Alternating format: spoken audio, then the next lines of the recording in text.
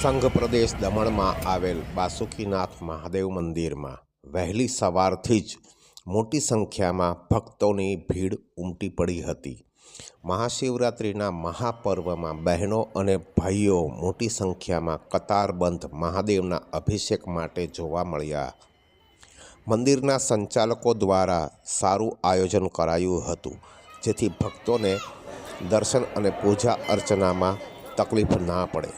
સાથે સાથે ભક્તો માટે ફરાળી પ્રસાદની વ્યવસ્થા પણ કરવામાં આવી હતી.